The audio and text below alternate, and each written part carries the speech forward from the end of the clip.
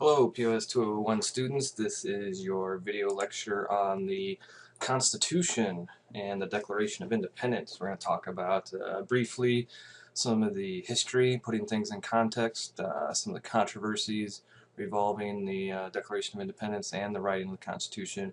And of course, we've spent the last couple weeks talking a lot about political philosophy, and so we're going to talk about how that was put into action with the drafting of your Constitution. So let's get started. Alright, so I assume you remember a little bit of the old high school history classes about the American Revolution. What was it all about? Well, you know, the old slogan, no taxation without representation. So what really started the road to revolution is the French and Indian War, or what they called in Europe the 7 Years' War. We called it the French and Indian War because we were fighting the French and their Native American allies in England, but it was really a war between England and France over colonial possessions, and it could be almost called the first true world war. And so England won this war, but it bankrupted them, and so they needed new sources of revenue, and oh, sorry about that. Needed new sources of revenue, and so they turned to the American colonies. Now, up to this point, the American colonies had largely been left to their own devices and left with a lot of self-rule and not much interference from the English crown.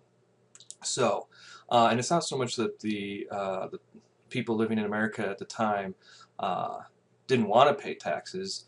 They just felt that if they're going to be asked to pay new taxes, such as the new tea tax or the stamp tax, that they should have some say in that with representation in Parliament. They felt that they were rightfully English citizens as well, and so should have some say in English Parliament. But the English Crown kind of scoffed at that idea. And so colonial leaders formed the Continental Congress to address what they considered these abuses of the English Crown. And then here is a nifty little, I think this is in your textbook, but it's a map showing sort of before the French and Indian War and after. As you can see on the left there, the French owned a sizable chunk of territory in North America. After the war, they were forced to cede almost everything to the English and some to Spain as well. And so, you know, with the little strip of land that was the 13 original colonies, you know, suddenly there's lots of room for expansion. Alright, real quick though, I want to show you this clip from the HBO miniseries John Adams. It's really a good miniseries. I highly recommend you watch it. The first couple episodes talk about the revolution and events leading up to the revolution and John Adams himself. The clip you're about to watch is actually a resolution to actually declare independence, and John Adams, after one of his opponents speaks against declaring independence because it would cause too much hardship and bloodshed, John Adams stands up and gives an impassioned speech for declaring independence. And this is also shortly after the Boston Massacre, and John Adams is the representative from Massachusetts, and so he's been deeply affected by that as well. So take a moment to watch this clip.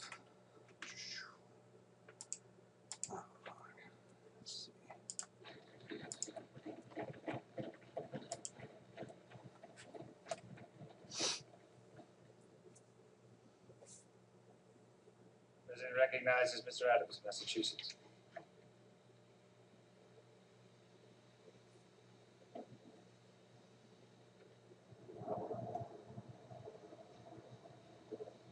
Objects of the most stupendous magnitude. Measures which will affect Thomas the Jefferson. lives of millions, born and unborn,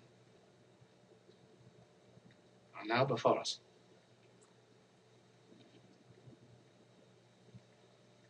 We must expect a great expense of blood to obtain them. But we must always remember that a free constitution of civil government cannot be purchased at too dear a rate, as there is nothing on this side of Jerusalem of greater importance to mankind.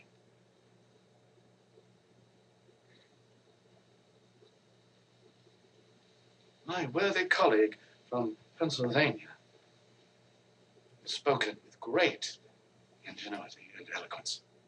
Ben Franklin. He's given you a grim prognostication of our national future. But where he foresees apocalypse, I see hope. I see a new nation ready to take its place in the world. Not an empire, but a republic. And a republic of laws, not men. Gentlemen, we are in the very midst of revolution. Sam Adams. The most complete, unexpected, and remarkable of any in the history of the world. How few of the human race have ever had an opportunity of choosing a system of government for themselves and their children.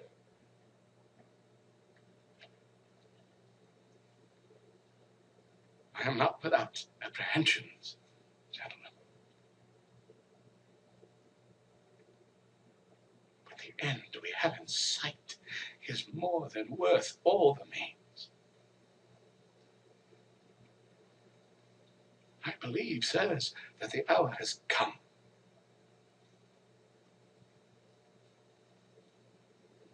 My judgment approves this measure, and my whole heart is in it. All that I have, all that I am, and all that I hope in this life, I am now ready to stake upon it. While I live, let me have a country.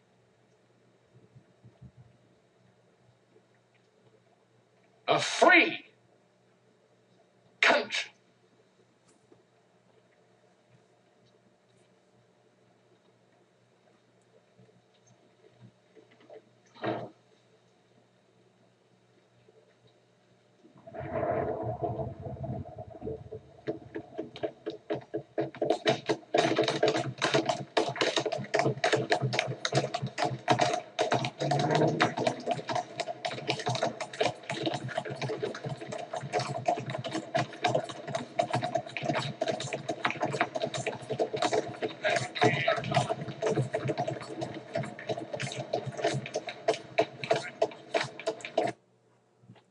Okay, so pretty moving speech, right?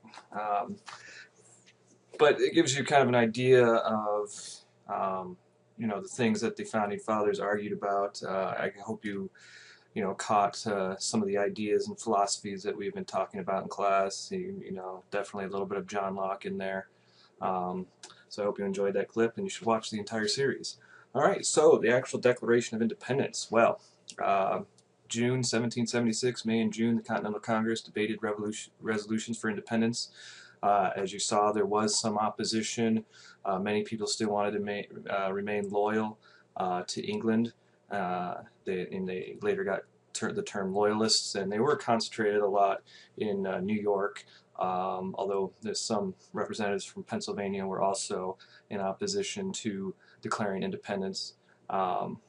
And at that point, it was Thomas Paine and his work, Common Sense, where he was very critical of the British Crown and sort of wrote about how great or how America was different. We get by on hard work and merit rather than a system based on inheritance and aristocracy like the European systems. And so that was written to kind of convince the general American people to go along with the Declaration of Independence.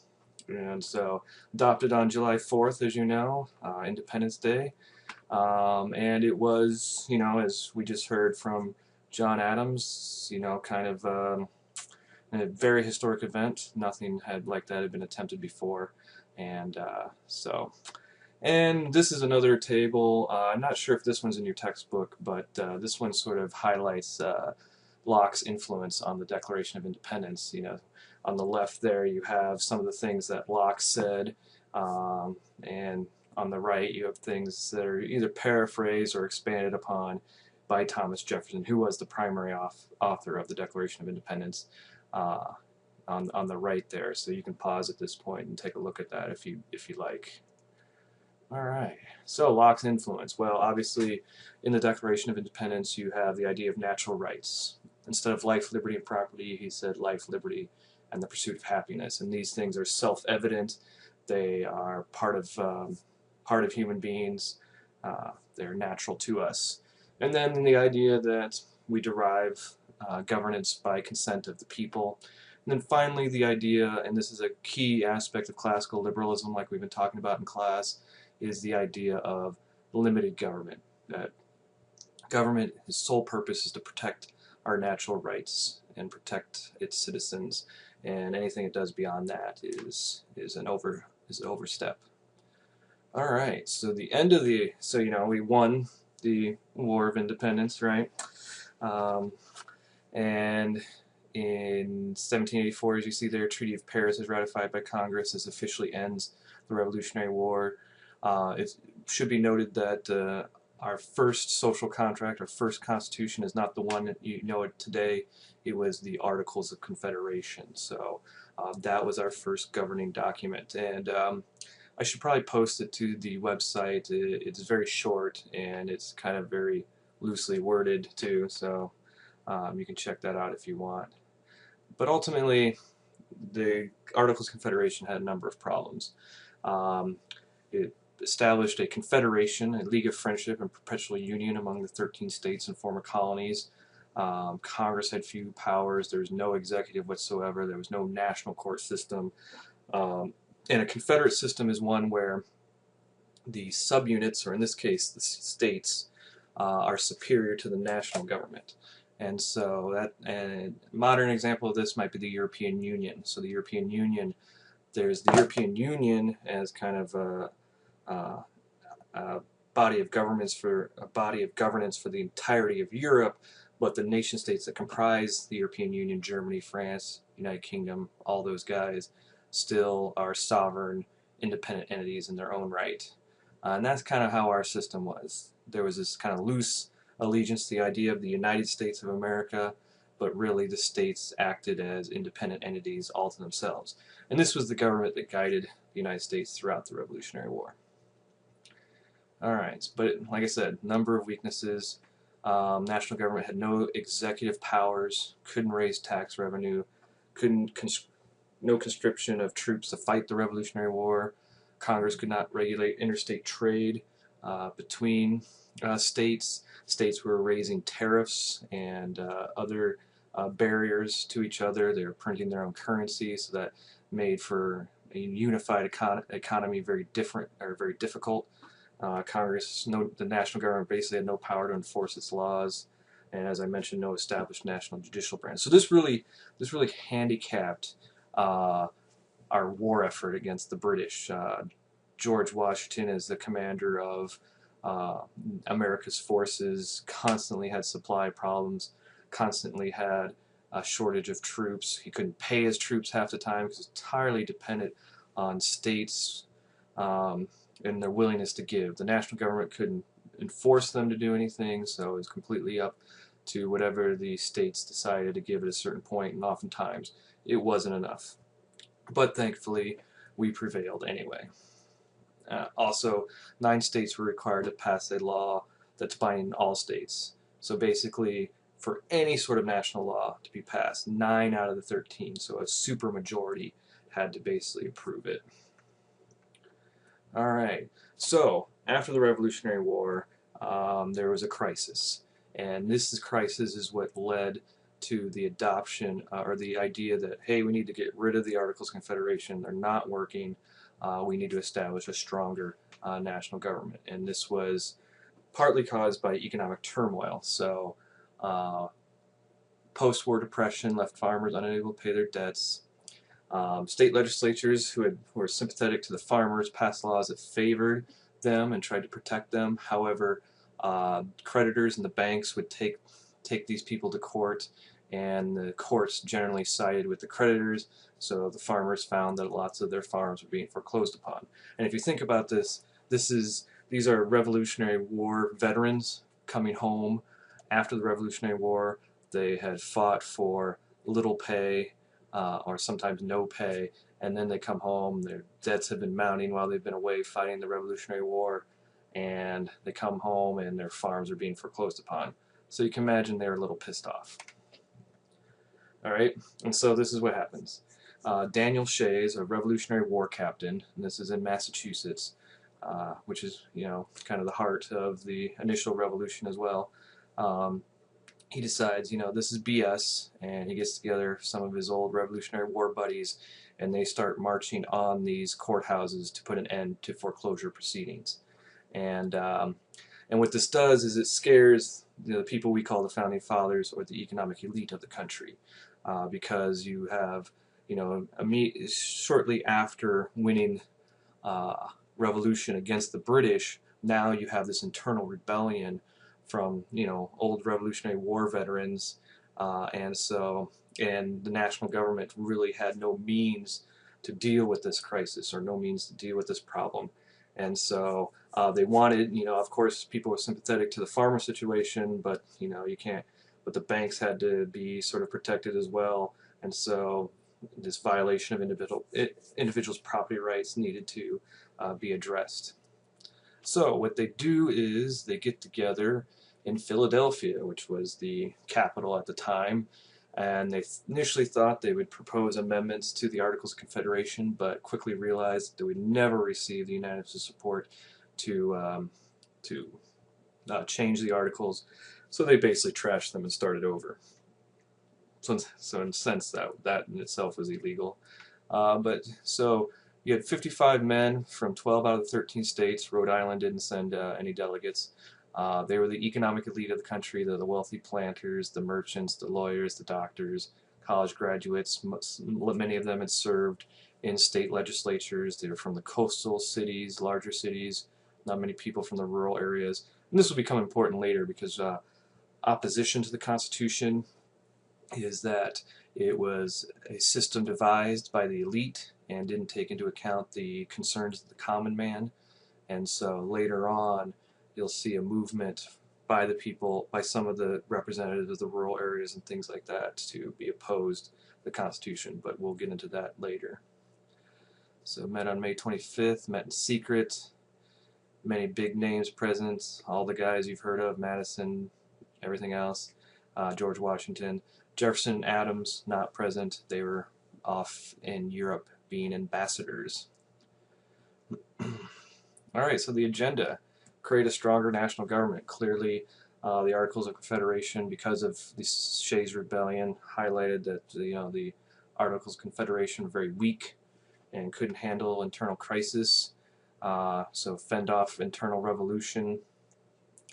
Also, there was a fear that, you know, the English could come back, or another great power of Europe might take advantage of America's weakness, and so needed a stronger national defense as well. Protect property rights, and fix these current economic problems that the Articles of Confederation had sort of created. Alright, so what did they do? So first, as I mentioned, states had put tariffs on products from other states, and paper money was basically worthless.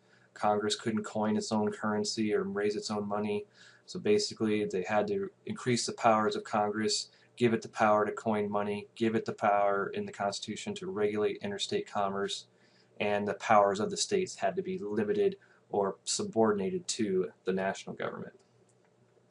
And like some people say, it was an elite-based document that, you know, these are the bankers and the economic wealthy who, you know, got scared by these middle-class farmers kind of rising up, and so, you know, maybe they were motivated by self-interest. Although I think also, though, that many of them were also principled men as well. So, all right. So philosophy in action, human nature. What we get from Machiavelli. It is self-interested. Ben Franklin says something to the effect that there's a powerful drive that over the affairs of men, the love of power and the love of money, and this self-interested drive to acquire both. So many believed, self-interest is something we have to be concerned about.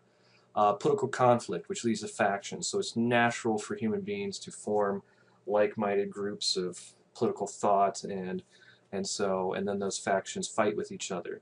And so you can't eliminate these factions. You have to find a way to ameliorate the problems that they cause.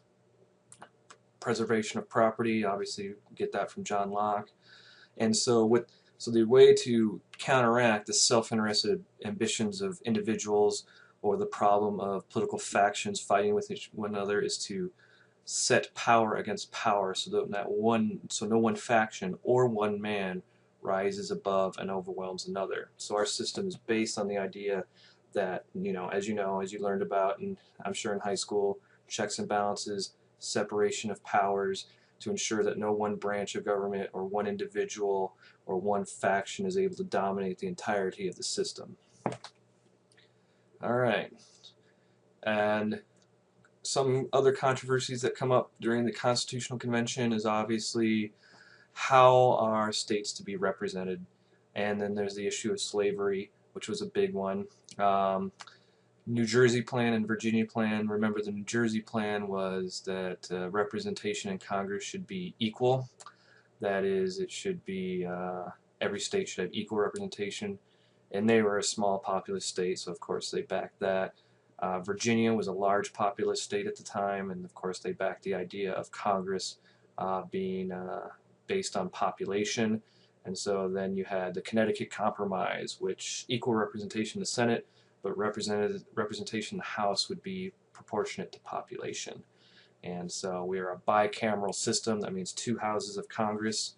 And the idea was that the Senate would be sort of the house of wisdom, because its members would be chosen by state legislatures, so people who had political experience would be chosen to serve in the Senate, while the members of the House would be chosen by the people. So the House of Representatives was the House of the people.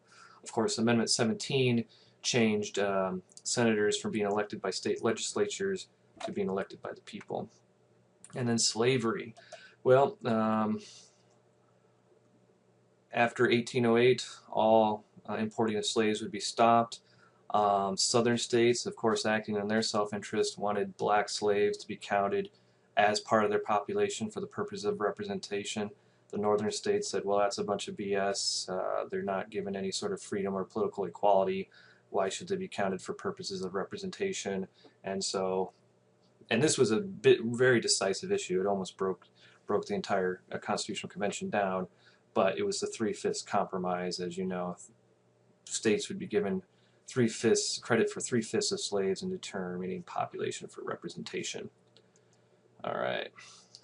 And so that leaves us with what we have here, the Madisonian Model. All right, so 2 concerns here, and we'll talk about this more in class.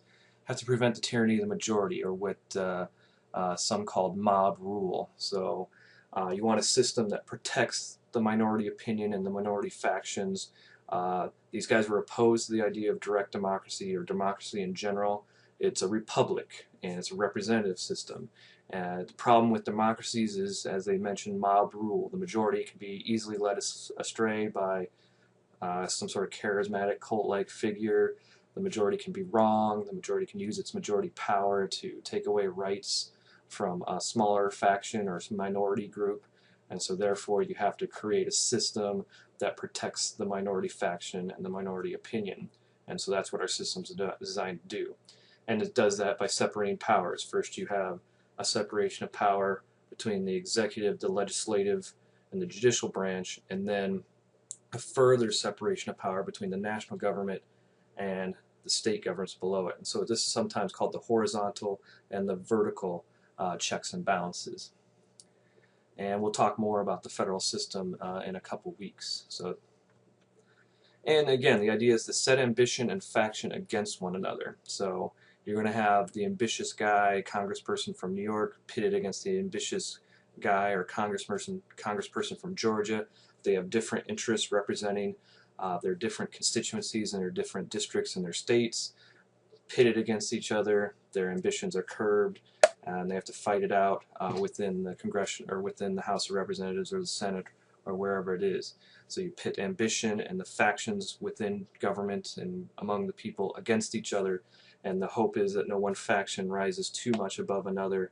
Um, and so our system essentially is, if people often get frustrated with government, say they never get anything done, nothing ever really changes, it's gridlock all the time. Well, that's the way it was designed. So in our system, you get a win if you get 20% of what you want, because you're fighting it out with a diversity of opinion of many different people from many different parts of the country. Um, Sometimes one party controls the White House and the opposing party controls Congress, and so on and so forth. The makeup of the Supreme Court changes every once in a while. The governorships of different states changes. Right now we have a record number of Republicans as governors, but Democrats tend to dominate the municipalities and the mayorships. And so, it's a system where no one faction, no one man can dominate the entire system, and it's supposed to be sort of gridlock, slow to change, moderate, maintain the status quo. And of course, moderation, as Aristotle said, key to a virtuous society. So, some argue that it's working exactly how it's designed. Of course, we as we talked about in class, or will talk about in class, there does seem to be a problem of oligarchical rule, which we will discuss more in the class, I'm sure. All right, so that's it. I hope that gave you a good overview of everything. Of course, you'll get more from the reading, and we'll discuss it more in class. Don't forget to do the quiz associated with this lecture, and the quiz over the reading, and then the lecture assignment over this video lecture. All right, see you in class.